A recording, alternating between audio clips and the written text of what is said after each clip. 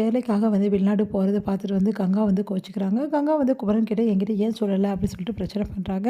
அப்போ குமரன் "இங்க பாரு கங்கா, குடும்பம் நல்லா இருக்கணும். அதே டைம்ல நம்ம குழந்தை பொறக்க போது. அதுக்கு எல்லாமே வாங்கணும். நீ நீ என்ன மாரி ஒரு ஆசைய வச்சிருக்கேன்னு எனக்கு நல்லாவே தெரியும். நீ எப்படிப்பட்ட வாழ்க்கைய வாழணும்னு நினைக்கிறியோ, அந்த வாழ்க்கைய நான் குடுக்கறதுக்காக தான் கங்கா, இப்ப நான் வெளிநாட்டுக்கு போறேன். கொஞ்சம் புரிஞ்சுக்க கங்கா" அப்படி சொல்லிட்டு கிளம்புறாரு. இங்க குமரன் போறதால எல்லாரும் மன வருத்தப்படுறாங்க. இந்த தம்பி இவ்வளோ தூரம் போயிட்டு வேலை செய்யுதே, கஷ்டப்படுதே அப்படின்னு சொல்லிட்டு சாரதாவும் மனசு கஷ்டப்படுறாங்க. இந்த சூழ்நிலை கங்கா மட்டும் யோசிக்கிறாங்க. இவர் என்ன இப்படி பண்ணிட்டுருக்காரு அப்படின்னு சொல்லிட்டு யோசிச்சுட்ருக்காங்க. உன்னால தாண்டி இவ்வளோ தூரம் தம்பி முடிவு எடுத்து போயிருக்கு. இப்போ என்னவா, என்னால் தான் எல்லாம்னு சொல்ல வரீங்களா? அவர் முடிவு எடுத்து போனால் அதுக்கு நான் என்ன பண்ணுறது அப்படின்னு சொல்லிட்டு கங்கா டென்ஷன் ஆகுறாங்க. இவ திருந்தவே மாட்டா அப்படின்னு சொல்லிட்டு சாரதா யோசிக்கிறாங்க. இங்கே எல்லாரும் கோயிலுக்கு போகணும் அப்படின்னு சொல்லிட்டு சாரதா எல்லாரையுமே கோயிலுக்கு கூட்டின்னு போகிறாங்க. காவேரிக்காக சாரதா நிறைய வேண்டுதல் வச்சிருந்து எல்லாத்தையுமே ஒன்று ஒன்றா நிறைவேத்துறாங்க. இதை பார்த்துட்டு கங்கா செம்ம டென்ஷனாக இருக்குது. அம்மா எனக்காக எதுவுமே பண்ணலை, எல்லாம் காவேரிக்காக தான் பார்த்து பார்த்து பண்ணுது அப்படின்னு சொல்லிட்டு யோசிச்சுட்டு இருக்காங்க. இங்கே சாரதா கிட்ட இவ்வளோ கடினமான வேண்டுதலை ஏன் வச்சுங்க அத்தை அப்படின்னு சொல்லிட்டு விஜய் கேட்குறாரு. நீங்கள் சொன்னீங்கல்ல தம்பி, குழந்தைக்கு எதுவும் பிரச்சனை ஆக போதும், நான் பயந்து போயிட்டேன் அப்படின்னு சொல்லிட்டு நீங்கள் ரொம்ப பதட்டத்தில் இருந்தீங்க, பயத்துல இருந்தீங்க, அதனால தான் குழந்தைக்கு எதுவும் பிரச்சனை இல்லை அப்படின்னு சொல்லிட்டு சொன்னோன்னு தான் எனக்கு நிம்மதி வந்துச்சு. அதனால தான் தம்பி நான் இந்த வேண்டுதலை நிறைவேற்ற போகிறேன் அப்படி சொல்லிட்டு சொல்கிறாங்க.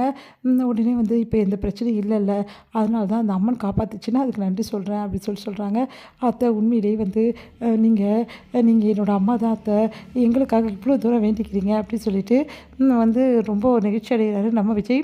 அடுத்து விஜயும் காவேரியும் அங்கே இருக்க பிரகாரத்தெல்லாம் சுற்றி 2 பேரும் ஒன்றா உட்காந்து ஒரு இடத்துல பிரசாதம் சாப்பிட்டுட்டே பேசிகிட்டு இருக்காங்க. அதை பார்க்குறாங்க. பார்த்துட்டு மனசு கஷ்டப்படுறாங்க. கங்கா கங்கா யோசிக்கிறாங்க. இவங்களும் கங்காவும் குமரனும் பேசிட்டு இருந்தது, அந்யுன்யமாக இருந்தது, எல்லாத்தையும் பற்றி யோசிச்சுட்டு இருக்காங்க. அடுத்து அவங்ககிட்ட அக்கா வாக்கா உட்காருக்கா அப்படின்னோடனே இல்லை பரவாயில்ல அப்படின்னு சொல்லிட்டு கங்கா அங்கேருந்து போயிட்டு வெளியே போயிட்டு ஓரமாக நிற்கிறாங்க. அதை பார்த்துட்டு சாரதா கங்கா கிட்ட சொல்கிறாங்க, பாத்தியாடி, எப்போவுமே புருஷன்னா அன்பும் பாசத்தையும் தாண்டி கொடுக்கணும். அதை தான் ஒவ்வொரு புருஷன்கிட்டையும் பொண்டாட்டி எதிர்பார்க்கணும். ஆனால் நீ அப்படி எதிர்பார்க்கலையே. தம்பி உன்கிட்ட அனுசரணையாக இருந்தது, உன் கூட அன்பாக இருந்தது, உனக்கு பார்த்து பார்த்து எல்லாம் செஞ்சிச்சு. ஆனால் நீ பணத்தை தானே பெரிய விஷயமா நினச்ச. கௌரவமாக வாழணும், பணம் நிறைய வேணும், ஆடம்பரமான வாழ்க்கை வாழணும் அப்படின்னு தானே யோசனை பண்ண. அதான் தம்பி அந்த பணத்தை சம்பாதிக்கிறதுக்காக போயிடுச்சு. இப்போ நீ தனியாக இருந்து வேதனைப்படுற. அதானே நான் வேதனைப்படுறேன்னு உன்கிட்ட சொல்லலாமான்னு. எனக்கு தெரியாத அடி உன்னை பற்றி.